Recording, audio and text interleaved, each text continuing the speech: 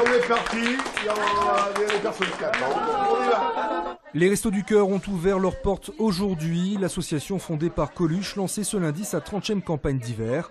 Dans le Rhône, plus de 45 000 personnes se rendront dans les centres de distribution.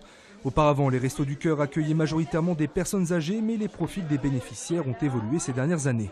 Elles viennent s'ajouter maintenant les travailleurs pauvres, c'est-à-dire que les ménages avec 2 SMIC, on s'aperçoit qu'à cause des charges contraintes, on n'arrive plus à faire le joint. Des jeunes qui sont déscolarisés, qui en principe, en règle générale, sont inscrits s'inscrivent avec les familles. En 2013, les Restos du Cœur ont battu un triste record en distribuant plus de 130 millions de repas dans toute la France. Et le Rhône n'échappe pas à cette augmentation. On a servi l'équivalent de 3,5 millions de paniers repas, plus 15 000 repas chauds distribués au Camion du Cœur, qui se trouve à Villeurbanne. Là, c'est pour les gens de la rue, et au centre de Villefranche, où ils servent 2 fois par semaine quelques repas chauds aussi. Mais les restos ne se limitent pas à la distribution de denrées alimentaires. Les 2400 bénévoles rhodaniens rendent en effet d'autres services. Ils nous aident pour tout, pour manger, pour les papiers, c'est génial. Moi j'ai beaucoup de papiers à faire et je les connais bien, je connais bien Paul, je connais tout le monde, ils sont super. Les Restos du Cœur du Rhône poursuivront leur campagne d'hiver jusqu'au mois de mars. Nous avons battu le record de température maximale la plus élevée, donc pour un 23 novembre, mais également pour le 22 novembre. 21 degrés relevés ce week-end, c'est simple, chez Météo France, on n'avait jamais vu ça depuis la création de la station de Bron en 1922. Le mois de novembre est d'ailleurs assez exceptionnel. Ces derniers jours, on est 10 degrés au-dessus des normales saisonnières. On part du 1er novembre jusqu'au 7 décembre. Donc on voit qu'on a été depuis le 1er novembre quasiment tout le temps au-dessus de la normale. La normale, c'est la courbe qui descend, la courbe noire. Et que la tendance reste à des températures au-dessus de la normale, même si globalement on se rapproche de la normale. Conséquence de masse d'air venant du sud, le grand froid n'est donc pas attendu pour tout de suite. 2014 pourrait même être l'année la plus chaude jamais enregistrée. C'est une initiative originale, la première du genre en France. Depuis quelques jours, les 40 marches de l'escalier principal, situées dans la station Guillotière, ont été recouvertes d'un décor végétal.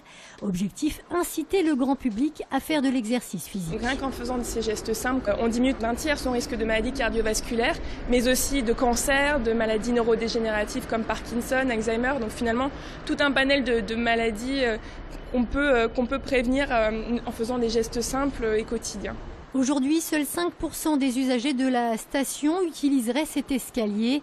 L'association espère avec cette initiative doubler ce chiffre dans les prochains mois. Et c'est reparti pour un tour. La Grande Roue a fait son retour, place Bellecour samedi, et restera jusqu'à la mi-mars pour la 15e année consécutive. L'attraction haute de 60 mètres lance donc ainsi les festivités de fin d'année. Elle participera d'ailleurs au passage à la Fête des Lumières avec une projection prévue. Côté prix, comptez 6 à 8 € pour vous envoyer en l'air. Autre rendez-vous incontournable, le marché de Noël qui lui ouvrira ses portes demain, place Carnot. 140 chalets sont en ce moment en cours d'installation. L'occasion de découvrir des artisans, producteurs et autres décorateurs de la région mais aussi du monde entier. Le marché de Noël reste ouvert jusqu'au 24 décembre. C'est sûr, ce match ne devrait pas rester dans les annales, mais il a au moins le mérite d'une chose, permettre à l'OL de conserver sa 3e place sur le podium. Samedi soir, les Lyonnais se sont contentés du nul face à Bastia, 0-0. Aucune action notable à relever, si ce n'est ce pénalty refusé en début de rencontre après cette faute sur Bédimo dans la surface. L'OL qui devra retrouver rapidement son jeu et son efficacité dès ce week-end puisque se jouera le très attendu derby à Geoffroy Guichard.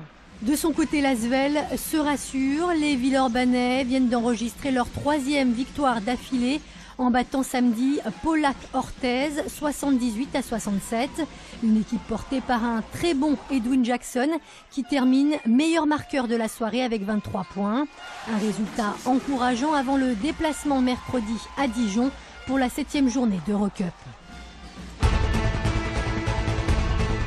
Là, un gros crâne de crocodile Visite en coulisses dans les réserves du futur musée des Confluences. Depuis maintenant 7 ans, scientifiques, paléontologues et techniciens ont entrepris un vaste travail d'inventaire et de restauration des pièces de la collection de l'ancien musée Guimet. C'est assez colossal. On a coutume de dire qu'on a plus de 2 millions d'objets au musée. Je pense même qu'on est un peu en dessous de la vérité, rien qu'avec les insectes. Alors, tout ce qui va être exposé dans le parcours permanent est déjà sur place dans des réserves dans le nouveau bâtiment. Et petit à petit, on est en train de les mettre en place dans les salles d'exposition.